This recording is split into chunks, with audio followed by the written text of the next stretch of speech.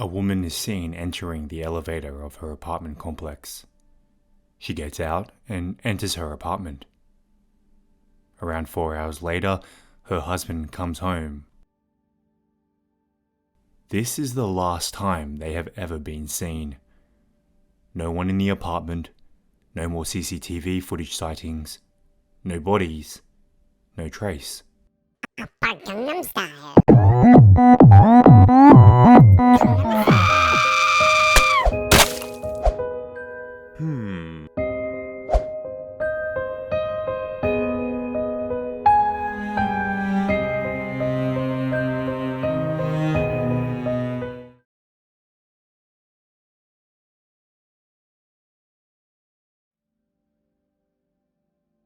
11:16 p.m., the 27th of May 2016. Chae Song-hee is seen returning home from a class and entering the elevator with groceries she had bought from the local convenience store. She is believed to have entered her apartment after getting out of the elevator. Chon Min-gun, Song-hee's husband, is seen returning at 3:30 in the morning, just 4 hours after his wife returns home. Apart from Min-gun looking a little tired after having a few drinks with friends, the two looked normal. Song-hee and Min-gun are a newlywed couple who live in the second largest city in South Korea, Busan. Min-gun ran his own restaurant and Song-hee is a small theatre actress who was quite popular in her area. Both appeared to have entered their apartment on the night of the 27th of May 2016, but they are never seen on any CCTV footage or by anyone again. Well, so we suspect. Though they weren't seen again from the 28th of May 2016, supposed contact was made between Song-hee and/or Min-gun and their acquaintances for the following week. On the 28th of May at around 11:56 p.m, Song-hee sent a message to someone in her theatre group saying, "I am not feeling well and cannot attend the performance rehearsal on the evening of the 29th. At the time, not much was suspected, as it isn't unusual for a person to feel ill once in a while. Min-gun was also in contact to people he knew. First to an acquaintance at 1:23 a.m. on the 29th of May, and later in the day, a call at 6:28 p.m. to his restaurant partner. Min-gun told his restaurant partner that something urgent came up, we are closing the restaurant for the day. He also mentioned that he needs to deposit the restaurant funds into his partner's account. The restaurant partner may have been the first one to find this whole situation suspicious. It was the first time that Min-gun had closed the restaurant, and according to the restaurant partner, the voice on the other end of the line didn't quite sound like Min-gun.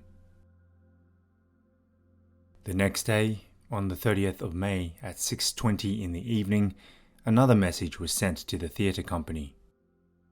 The message said, "I don't think I can perform in my condition anymore. I was hospitalized again because I had a mishap like last time. I'm sorry to have caused you so much trouble. I don't think I'll be in contact for a while now." This message became suspicious to the theatre member. The friend noticed that in the message, Song-hee was using a higher form of honorific language.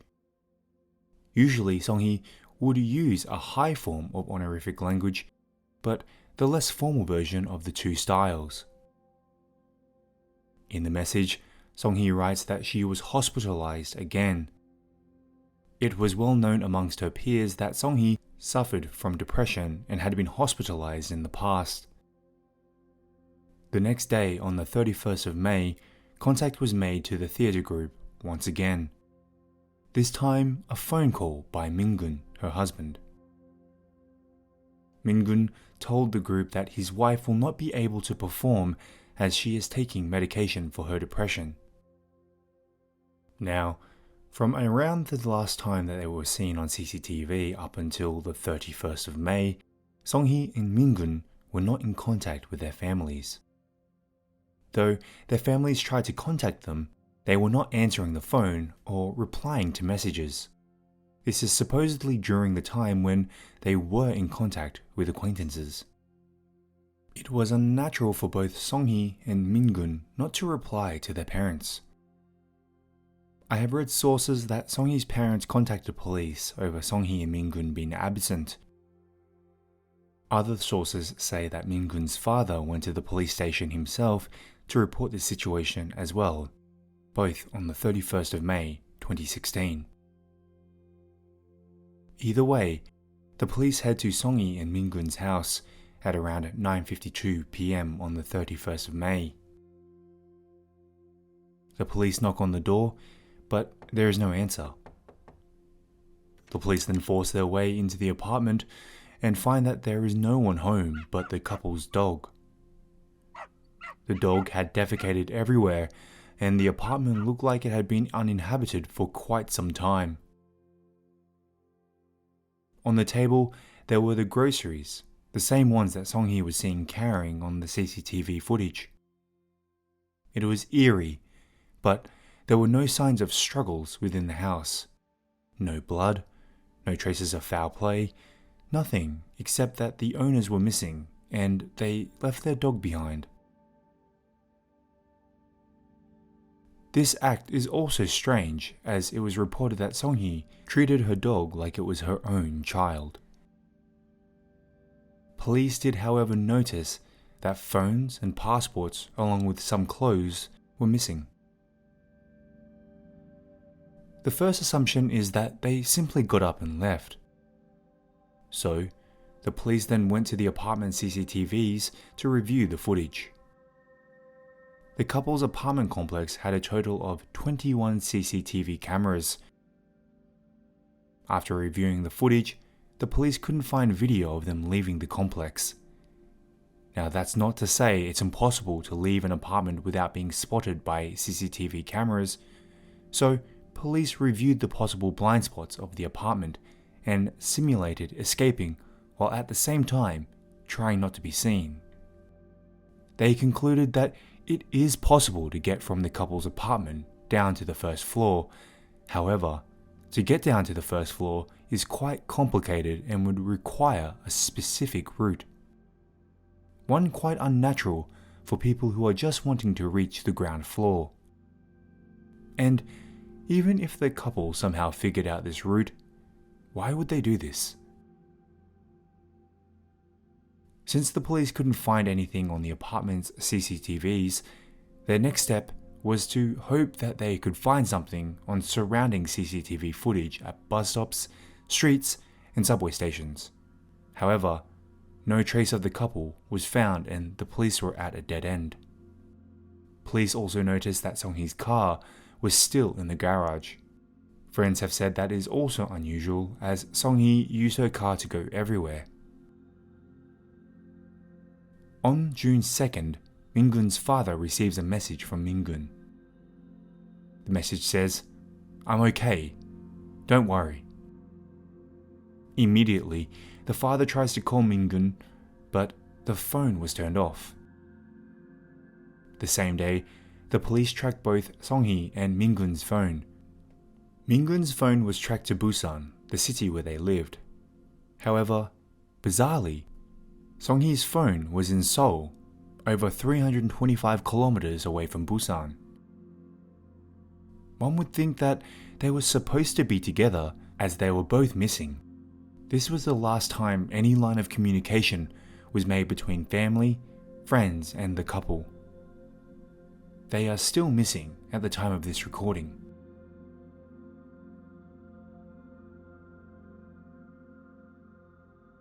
The biggest theory coming out of this story is one connected to a woman that goes by the name Miss Chung.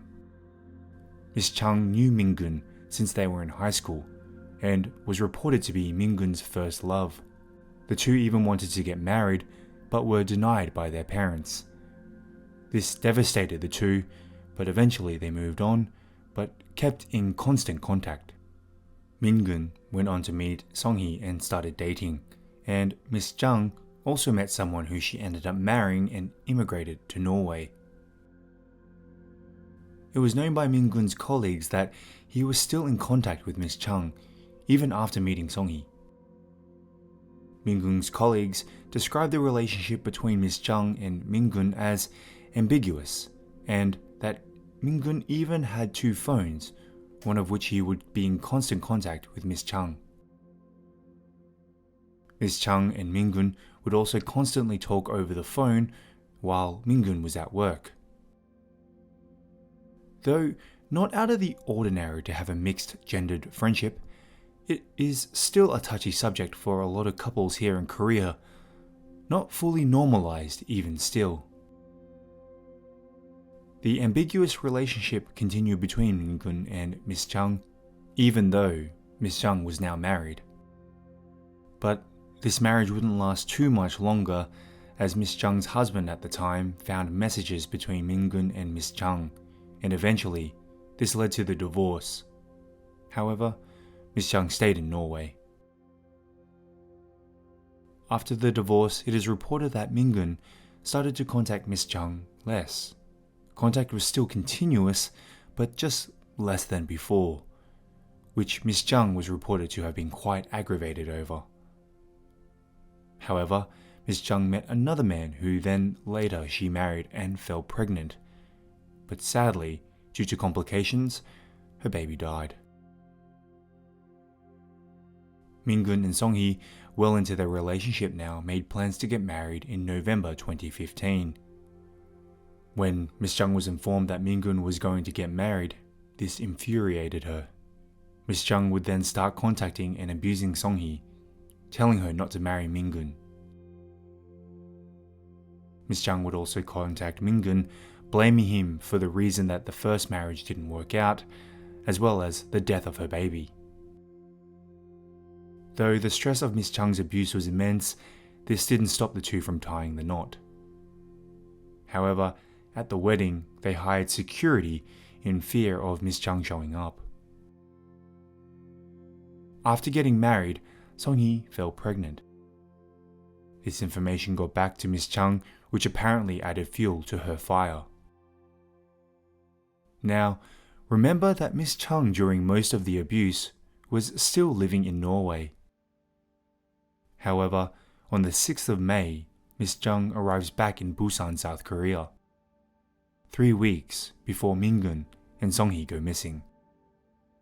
Miss Chung's husband arrives a week later on the 14th of May to join her. During her time in South Korea, Miss Chung's movements raised suspicions. Miss Chung didn't stay in hotels or with family. She stayed in public bathhouses or jjimjilbangs, known in Korea, and also paid with cash. It was suspicious to police, as though people do stay 1 or 2 nights in the public bathhouses, it's unusual to stay long term, especially carrying around a large suitcase, as well as pay by cash. She was staying in the bathhouses for around a month. At bathhouses, you also don't need to register any personal information like you would do at a hotel. And just for reference, some motels in Korea can cost as little as $50, give or take, per night. Miss Chung didn't appear to be a person living in a poor situation. She had a house in Norway, and even so, I'm sure she had family or friends in the area that could have put her up for the night or two. But this is all speculation. Miss Chung has now been placed in the same area as Min-gun and Song-hee. However, the strangest movement that Miss Chung made was her departure back to Norway on the 7th of June, the exact date that the police make an official investigation on the missing couple. Now, it could very well be a coincidence, but police only have Miss Chung as a suspect at this point. Miss Chung arrives back in Norway, and the Korean police talk to Interpol to see if they can get Miss Chung back for questioning. She is arrested in Norway. However, Miss Chung hires a lawyer, and her defense is that she has no reason to go back to South Korea, and surprisingly, wins her case and is released from Interpol. Mingun and Song-hee's family suspect that Miss Jung has something to do with their disappearance. Mingun's mother even went on a TV program, 그것이 알고 싶다, and flew to Norway to confront Miss Jung at her house. When she arrived, no one answered, but it was assumed Miss Jung or her husband were inside, as not long after the police arrived to ask the mother and the TV crew to leave the property. Mingun and Song-hee are still missing, and Miss Jung still remains in Norway. There are countless theories online of what might have happened. Some have simply said they ran away to get out of Korea, but reports say that they had no debt or be in any situation that would justify a sudden need to leave, and friends say that Song-hee would never abandon her dog. Others have theorized that Miss Jung was angry that Song-hee was pregnant and after losing her own daughter, wanted revenge. Some believe Song-hee's depression was caused by Mingun and Miss Jung's constant contact, and Mingun killed Song-hee and used her depression as an excuse to gather enough time to discard of Song-hee's body and possibly run away with Miss Jung. Another thing to note is it was known to Song-hee and Mingun's peers that she was pregnant, but in the messages, she said that she was on antidepressants, and it is highly recommended not to take antidepressants when pregnant. Also, if one person or both people were killed, where are the bodies? Remembering that leaving the complex wasn't exactly easy. Others theorize that a murder took place and the bodies were transported out in suitcases. Also, no information about Miss Jung or her husband being at Song-hee and Mingun's apartment has come out.